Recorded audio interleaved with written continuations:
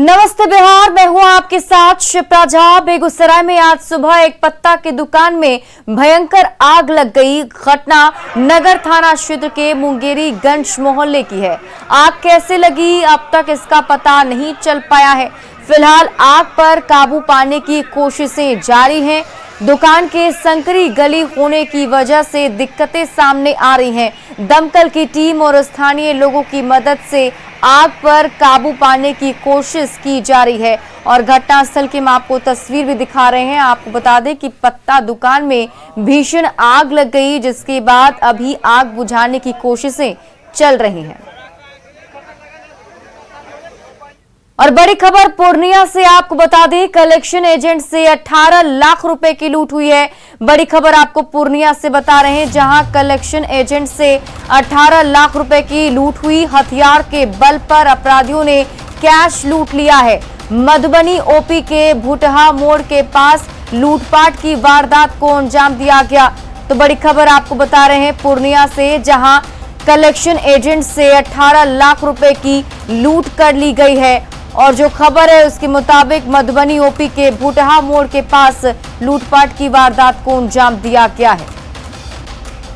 पटना में शुक्रवार को सोने की चेन लूटने के 3 घटनाएं हुई। एसके पुरी थाना क्षेत्र के पौष इलाके बोरिंग रोड के पास एक साथ 2 चेन स्नेचिंग का मामला ठंडा भी नहीं पड़ा था कि एक और मामला राजीव नगर थाना क्षेत्र में सामने आया है। रामनगरी मोड़ के पास अधिकारी के बेटे से बाइक सवार अपराधियों ने सोने की चेन उस वक्त लूट ली जब वो अपनी मां के साथ सब्जी लाने पैदल ही जा रहा था। घटना की सारी तस्वीरें सीसीटीवी कैमरे में कैद हो गई, जिसे आप अपने टीवी स्क्रीन पर भी देख सकते हैं। चेन स्नैचिंग की घटनाओं से सड़कों पर लोगों का चलना भी मुहाल होता नजर आ रहा है। भीड़ भाड़ वाले इलाके में भी अपराधी लोगों के बीच लूटने में नहीं हिचक रहे। फिलहाल सीसीटीवी फुटेज के आधार पर पुलिस अपराधियों तक पहुंचने की कोशिश में जुटी हुई है।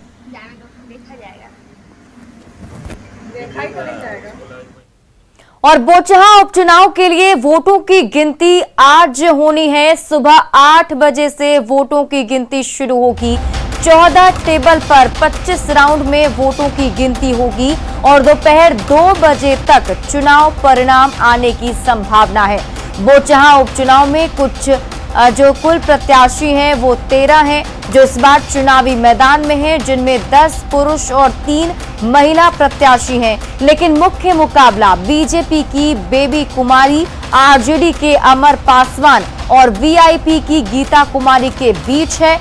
आपको बता दें कि 2020 के विधानसभा चुनाव में बोचहा से वीआईपी के मुसाफिर पासवान ने जीत हासिल की थी, लेकिन उनके निधन से ये सीट खाली हुई है और 12 अप्रैल को यहां मतदान कराया गया था, जिसमें 59.20% मतदाताओं ने अपने मताधिकार का प्रयोग किया।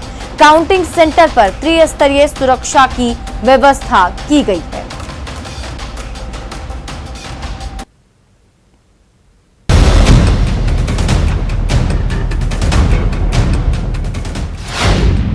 बोचहा में कौन मारेगा बाजी, कौन बनेगा बोचहा का बाजीगर? आजकल बिहार की सियासत से जुड़ा हर शख्स इन सवालों के जवाब जानना चाहता है, जिसके मिलने में बस चंद घंटे की देरी है। 12 अप्रैल को बोचहा की जनता ने अपना मत ईवीएम में कैद कर दिया था। 16 अप्रैल को ईवीएम खुलने के साथ ही परिणाम सबके सामने होगा। मुजफ्फरपुर के आरडीएस कॉलेज पर मतों की गिनती होनी है, वहीं पर वज्रगृह में जो है वह ईवीएम रखा गया है। तो ऐसे में कई तरह की चर्चाएं हैं। बोचहा में मुख्य लड़ाई बीजेपी की बेबी कुमारी, आरजेडी के अमर पासवान और वीआईपी की गीता कुमारी के बीच है। दरअसल मुजफ्फरपुर का बोचहा विधानसभा सीट आरक्षित है। यहाँ महादलित समुदाय के मतदाता निर्णायक भूमिका में है। 2020 में एनडीए की ओर से वीआईपी को टिकट मिला था। वीआईपी के मुसाफिर पासवान चुनाव जीते थे, लेकिन मुसाफिर पासवान के निधन से सीट खाली हो गई। उपचुनाव में बीजेपी ने वीआईपी को सीट देने से इनकार कर दिया, जिसके बाद वीआईपी ने बीजेपी के खिलाफ अपना उम्मीदवार उतार दिया। जिसके बाद मुसाफिर पासवान के बेटे अमर पासवान ने आरजेडी ज्वाइन कर ली और चुनाव मैदान में उतर आए। वैसे इस एक सीट की जीत से सरकार पर कोई फर्क नहीं पड़ने वाला है, लेकिन सभी पक्षों ने प्रचार में एड़ी चोटी का जोर लगा दिया था। एनडीए की तरफ से खुद CM Nitish Kumar, deputy CM Tarkishore Prasad, पूर्व सीएम जीतन राम मांझी ने प्रचार किया। केंद्रीय मंत्री गिरिराज सिंह वोटरों को गोलबंद करते नजर आए। वहीं तेजस्वी यादव ने भी जमकर पसीना बहाया, जबकि वीआईपी के मुकेश सैनी के लिए तो ये अस्तित्व की लड़ाई है। जनता का भरोसा किसके साथ है, नतीजों के साथ पता चल ही जाएगा। न्यूज़ 18 के लिए मुजफ्फरपुर से प्रियांक सौरभ की रिपोर्ट। और अब आप इस उपचुनाव के मायने को समझिए। बोचहा विधानसभा उपचुनाव के नतीजे आज आ जाएंगे और चुनाव नतीजों से सरकार की सेहत पर कोई फर्क नहीं पड़ेगा, लेकिन ये परिणाम कई लिहाज से महत्वपूर्ण माना जा रहा है। जीत हार की पारंपरिकता से इतर ये नतीजे राज्य के कई दिग्गज नेताओं के सियासी जमीन को भी तय करेंगे। इस चुनाव में अपना सब कुछ गंवा चुके वीआईपी मुखिया मुकेश सहनी की सियासत भी दांव पर है, तो रमई राम भी अपनी विरासत शिफ्ट करने की जद्दोजहद में है। वीआईपी की टिकट से रमई राम के बेटी मैदान में है। बीजेपी ने बेबी कुमारी पर दांव लगाया। बेबी कुमारी पहले भी विधायक रह चुकी हैं। आरजेडी के लिए ये चुनाव एक प्रयोग का आगाज होगा। आरजेडी ने मुसाफिर पासवान के बेटे को मैदान में उतारा है। मुसाफिर पासवान के निधन से ही बोचहा सीट खाली हुई है। पहले मुसाफिर पासवान के बेटे वीआईपी की सीट से मैदान में उतरने वाले थे, लेकिन अमर पासवान को आरजेडी ने अपने पाले में कर लिया। मतलब साफ है कि एक सीट के लिए पिछले विधानसभा चुनाव में एक साथ लड़ने वाले सभी दल अब अलग अलग मैदान में हैं। तो आप समझ सकते हैं कि इस चुनाव में किस तरीके से जो अपने अपने दलों की तरफ से दावे किए जा रहे हैं वो वाकई में खास हो जाते हैं। वो इसलिए भी क्योंकि अभी खास तौर पर एनडीए के लिए ये सीट जो है वो प्रतिष्ठा बनी हुई है, तो वहीं वीआईपी के लिए ये चुनाव अस्तित्व की लड़ाई है। बढ़ते आगे और अब बात दावते इफ्तार की। 2 सालों बाद सीएम नीतीश कुमार के आवास पर दावते इफ्तार हुई। सीएम नीतीश की दावत में कौन कौन नेता पहुंचे और सियासी तौर पर क्या संदेश दिया गया, आप ये रिपोर्ट देखिए।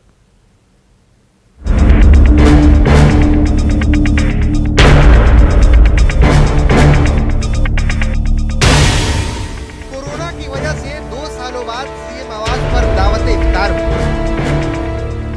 जिसमें कई मंत्री और विधायक शामिल हुए। सियासत से परे तकरीबन सभी पार्टियों के नेताओं ने भी शिरकत की। मुस्लिम समाज के प्रमुख लोगों को भी इफ्तार पर दावत दी गई।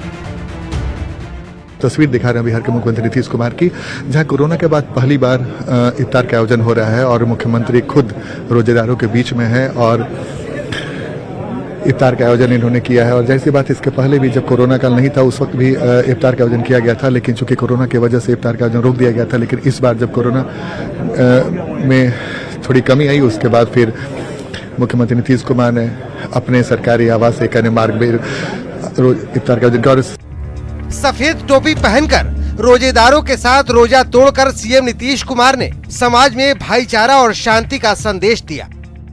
उन्होंने उपदेश दिया तो आप समझिए वो सब चीज समझने लायक है। सबको मिलकर के प्रेम के साथ काम करना है, ये बहुत बड़ा उपदेश है। तो हम सब लोगों को इसके लिए आज के अवसर पर बधाई देते हैं और आप लोग भी आए, इसके लिए भी मैं आप सब लोगों को बधाई देता हूं। सीएम आवास पर दावते इफ्तार पुरानी परंपरा रही है, लेकिन कोरोना ने 2 सालों से इस परंपरा पर ग्रहण लगा दिया। माहौल सामान्य हुआ तो एक बार फिर इफ्तार के जरिए सामाजिक समरसता वाली परंपरा निभाई गई। जाहिर है सीएम आवास पर दावते इफ्तार देकर नीतीश कुमार ने भाईचारे के संदेश को और पुख्ता किया है। पटना से न्यूज़ 18 के लिए आनंद अमृतराज की रिपोर्ट। सीएम की इफ्तार पार्टी में सहयोगी बीजेपी और हिंदुस्तानी अवाम मोर्चा के अलावा विपक्षी आरजेडी और कांग्रेस के नेता भी शामिल रहे। इफ्तार पार्टी के बाद सभी नेताओं ने लोगों को रमजान की बधाई दी और समाज में शांति की अपील की। साथ ही इफ्तार को सामाजिक के साथ आध्यात्मिक महत्व का प्रतीक बताया। सभी को शुभकामनाएं हैं और सभी अच्छे से प्रेम से यह समय एक साथ इस बार पहला बार इतिहास में हुआ था कि रामनवमी की भी फास्टिंग चल रही थी, इफ्तार की भी फास्टिंग चल रही थी और गुड फ्राइडे की भी फास्टिंग चल रही थी। आज ईसाई बंधुओं का त्योहार है, उनको भी शुभकामनाएं। हाँ, इफ्तार था। इफ्तार में सब लोग आते हैं और प्रार्थना करते हैं भगवान से कि भाई अमन रहे, शांति रहे। और ये एक साल की बात नहीं है, सालों साल होता है। यही बिहार है और यही समाज है। इसी समाज की खूबसूरती की पेशकश मुख्यमंत्री हर साल करते हैं और हर त्यौहार पर्व में इनकी तरफ से अनुष्ठान होता है। और आप जानते ही हैं कि इफ्तार का एक महत्व हम लोगों के हिंदुस्तानी परंपरा में काफ़ी इसका महत्व है। यह समझिए कि हम लोगों का जो आपसी भाईचारा का रिश्ता है सभी धर्मों के बीच में, उसका एक प्रतीक है। इसका न सिर्फ सामाजिक महत्व है बल्कि इफ्तार का आध्यात्मिक महत्व भी है। बीजेपी 23 अप्रैल को वीर कुंवर सिंह जयंती समारोह को ऐतिहासिक बनाने की तैयारी में जुटी हुई है। कार्यक्रम में केंद्रीय गृह मंत्री अमित शाह मौजूद रहेंगे। साथ ही पार्टी 1 लाख तिरंगा फहराकर वर्ल्ड रिकॉर्ड बनाने की तैयारी में है। कार्यक्रम को सफल बनाने के लिए पार्टी के नेताओं को मैदान में उतार दिया गया है। पार्टी के नेता और कार्यकर्ता जगह जगह घूम घूम कर लोगों को कार्यक्रम में आमंत्रित कर रहे हैं।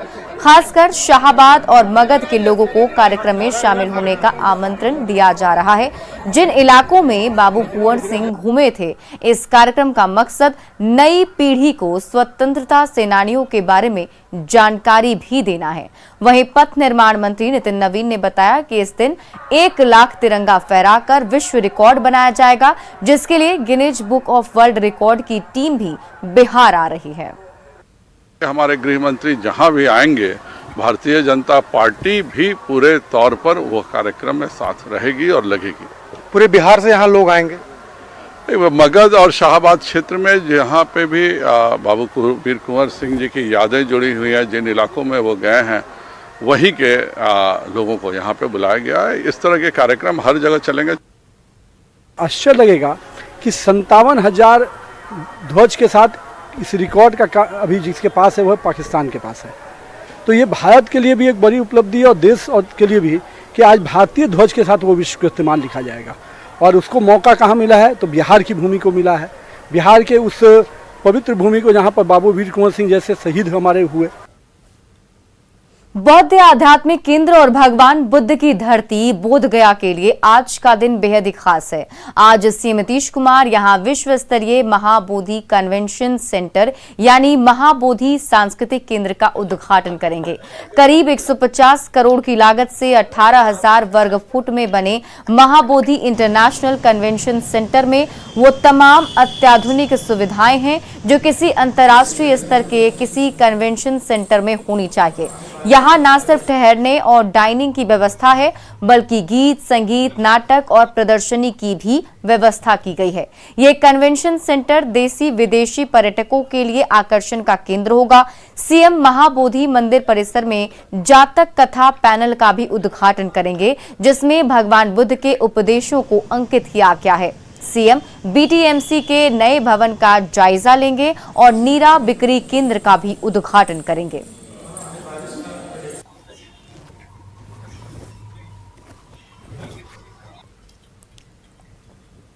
पूर्णिया में अपराधियों ने एक बार फिर से बड़ी लूट की घटना को अंजाम दिया है। मधुबनी ओपी इलाके के भुटहा मोड़ के पास बाइक सवार अपराधियों ने एक कलेक्शन एजेंट से 18 लाख रुपए की लूट की। कलेक्शन एजेंट धनंजय कुमार ने बताया कि वो गुलाब बाग में छड़ व्यवसायी आलोक ट्रेडर्स में स्टाफ है। शुक्रवार शाम 8 बजे बनमनखी, मुरलीगंज, कुमारखंड और बहोरा से रुपया कलेक्शन कर अपनी बाइक से लौट रहा था। भोटहा मोड़ के पास बाइक सवार 2 अपराधियों ने आगे से घेर लिया और फिर पीछे से भी 2 अपराधी आए और हथियार के बल पर रुपयों से भरा बैग छीन लिया।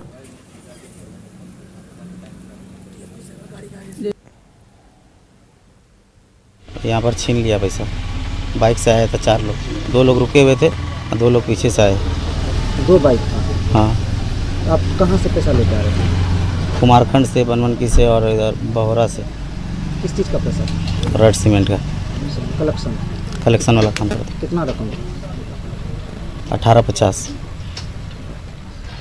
इतना मोटा रकम जो लेके आ रहे थे तो फिर मतलब उसकी सूचना कहीं थाना में दिए थे आप? नहीं। इतना मोटा रकम आप लेके आ रहे थे, पैसा किस ट्रेडर्स का? आलोक इंटरप्राइजेस का। कहाँ पर है? 0 माइल गुलाब बाग। कब का घटना है ये? अभी ये 7:50 आप किस चीज़ से? बाइक से थे। आपकी बाइक से थे? अकेले थे आप? हाँ। हाँ, एक व्यक्ति के द्वारा सूचना दी गई थी कि वो कलेक्शन करके कुमारखंड से, बनमनखी से, बोहरा से कलेक्शन करके आ रहा था। उस कलेक्शन में 4 जगह उनके द्वारा कलेक्शन किया, जिसमें बताया जा रहा है कि 18 लाख रुपया था। और वहाँ से वह कलेक्शन करके शाम में चला और यहाँ पर लगभग 7:45 बजे की बात बतला रहा है। और 2 अपराध कर्मी पहले से ही उसके आगे में इसी प्लेस पर, माउंट जॉन का जो जगह है, एक चौक है, इसी प्लेस पर बतला रहा है कि पहले से 2 आदमी खड़ा था और गाड़ी स्लो चल रही थी उसकी, और आगे से उसको घेर लिया गया। इसके बाद पीछे से भी एक गाड़ी आई और उसके पीठ पर लटका हुआ बैग था जिसमें 18 लाख रुपया बतला रहा है। और अब बात सालों से चली आ रही परंपरा की। मधुबनी के कुछ इलाकों में जुड़ शीतल के त्योहार पर गांव की सीमा पर खड़े होकर पत्थर फेंकने की अजीबोगरीब परंपरा सालों से चली आ रही है। हालांकि प्रशासन की मुस्तैदी से पिछले कुछ सालों में इस परंपरा के प्रति लोगों का रुझान कुछ कम हुआ है, लेकिन अभी भी ये परंपरा पूरी तरह खत्म नहीं हुई। शुक्रवार को भी सदर अनुमंडल के कुछ गाँव में जुड़ शीतल के त्योहार पर ग्रामीणों की भीड़ सांकेतिक रूप से ही सही, लेकिन पत्थरबाजी की परंपरा को निभाती नजर आई। हालांकि इस दौरान पुलिस और प्रशासन की टीम गांव में मुस्तैद रही, लिहाजा किसी तरह की अनहोनी की घटना नहीं हुई।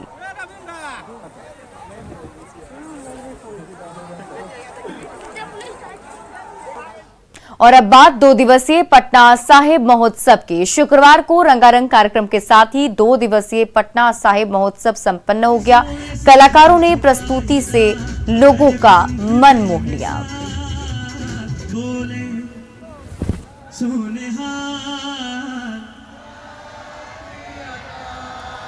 इतनी आवाज नहीं आ रही, पूरे बिहार में पता लगना चाहिए कि आज पटना साहिब महोत्सव हो रहा है।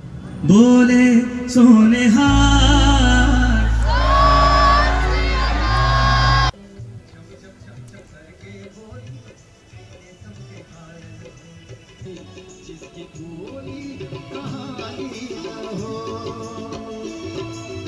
आपसे मिलना भी चाहता है। उन आँखों का हंसना भी क्या, जिन आँखों में पटना वाले तो छा गए, सबके मन को भा गए। और डीएम साहब ने इतने प्यार से बुलाया, हम मुंबई से चलकर आपके बीच में आ गए। हंसते रहे, मुस्कुराते रहे और देखते रहे आपका अपना चैनल। और अब बात एक वायरल वीडियो की। और फिलहाल इस बुलेटिन में अभी के लिए बस इतना ही, लेकिन न्यूज़ 18 बिहार झारखंड पर खबरों का सिलसिला लगातार जारी है।